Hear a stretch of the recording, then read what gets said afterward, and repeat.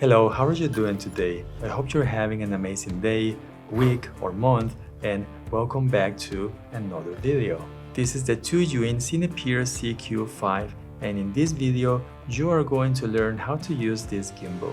So get your gimbal out of the box and let's go. To make things easier, I like to attach the tripod that comes inside the box at the bottom like this. Charge the device using the supplied cable by connecting it to the USB-C port on the right side of the gimbal. When the gimbal is charging, these lights are going to blink from the left to the right side. When it's fully charged, all the lights will stay solid, and to fully charge the gimbal, it will take about 2 hours. To unfold the gimbal, grab this arm and pull it upward. Before you place your phone on the gimbal, make sure that this arm is on the right side. And up here, the clamp should be facing you and not the other way around. You must be able to read the name of the brand, so if the arm is on this side or the brand is upside down, it's not the right position to place your phone. Position your phone with the top side towards the left and use the phone to push the upper clamp, and at the same time, use your fingers to pull the clamp at the bottom and then release them. Please pay attention to the position of your phone. It should be right in the middle of the clamp for the best balance. If it tilts to the left or the right, try to slide the phone to either side to get a better balance. The power button is on the right side. Press and hold for 3 seconds to power on or off. It is very important to know to never turn the gimbal on when your smartphone is not mounted. When the gimbal is on, you can press the power button once to check the battery level. To use this gimbal for the first time, you need to download the Zhiyun Cami app, and on your smartphone, Bluetooth needs to be on. Open the app and follow the indications to activate the CQ5. You need to register if you haven't done so in the past, and once you finish the activation, proceed to download and install any firmware updates that they have. If you bought the combo, you should have this magnetic tracking module. Attach the module at the bottom of the clamp or left side if the phone is on a vertical position. You can attach this tracker facing forward or backward depending on your needs, and to use the tracking module, you don't need to use the Cami app, so you can use it with any app that you want on your smartphone.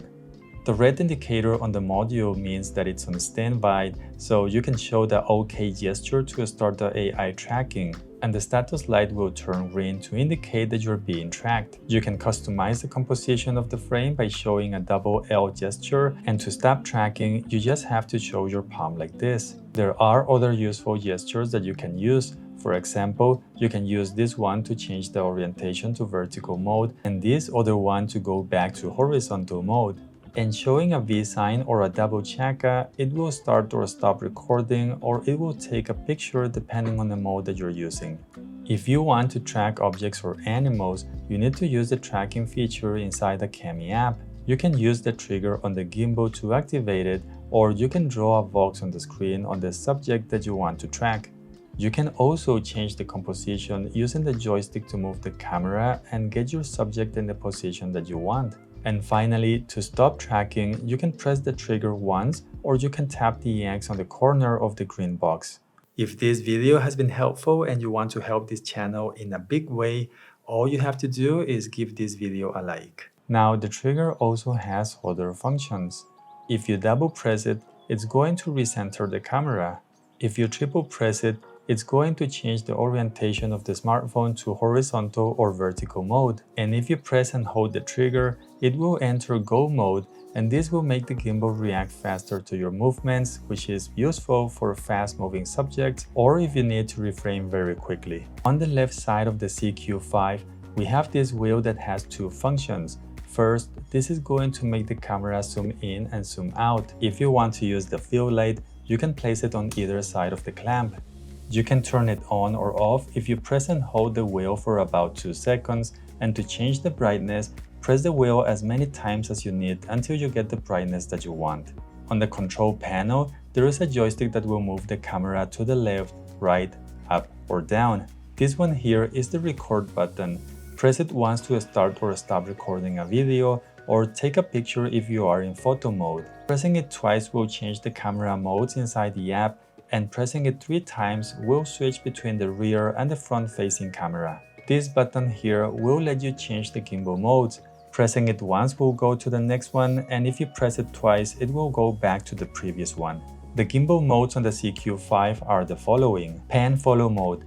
The tilt and the roll axis are going to be locked, so the gimbal will follow your movement when you pan left or right. This mode is useful for panning movements, for orbit shots, and it's also ideal for vlogging videos. Lock mode. All three axes are locked in position and the phone position will not change when you move the gimbal. This mode is useful for push-in or pull-out movements or when you want to do side tracking videos. Follow mode. The roll axis is going to be locked, so the gimbal will follow your movement when you pan and tilt. And this mode is useful to make tilt reveal shots. With POV mode, all three axes are unlocked and they will follow your movement in any direction. This mode is useful for creative shots where you want to have more freedom in your movement. If you go past POV mode, it will enter vortex mode, and on this mode, you can make the camera spin like this. You need to use the joystick to spin the smartphone clockwise or counterclockwise, and the speed of the movement will be faster or slower depending on the joystick speed that you set on the main menu on the Cami app. The extension rod is useful to show more background when you're doing selfie videos, and to use it, hold the pan motor and pull the extension upward. At the top, you can adjust this hinge to set the angle that you need. With this gimbal, you can take low-angle shots, and the extension rod can be useful for those situations so the camera gets closer to the ground. To do this, flip the gimbal to the right side until the gimbal is upside down. And to go back to the upright position, do the same movement in the same direction. In other words, this has to be done always in a clockwise movement. The CQ5 supports voice commands. For this, you don't need the tracking module and you don't need the app to be open. To activate this, say, "Hey Cami," you are going to hear a confirmation when it becomes active and also when it stops listening. There are plenty of options to control the movements. For example, you can make automatic panning movements. "Hey Cami, pan right, pan left, stop moving." Can turn on the fill light by saying flash, flash off.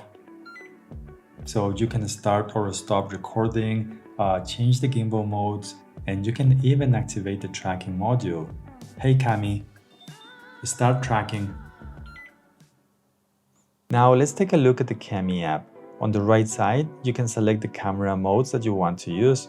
For example, video mode, photo mode, time-lapse, and so on. This icon will let you select and download templates for your videos. This icon will change from the main camera to the selfie one or vice versa. This other one is the shutter button, so it will start or stop recording or take a picture if you're using photo mode. The next icon is for the gesture controls. You can turn it on or off and select the mode that you want. You can select to start tracking and record, or only to start recording or just tracking. And when this is on, just show your hand like this to activate the option that you chose. This icon here will let you view your pictures or videos taken with the Cami app. On the left side, this icon goes back to the home screen of the app. And to get back to the camera mode, tap on this icon over here. Here you can select auto or manual settings for the ISO and the shutter speed.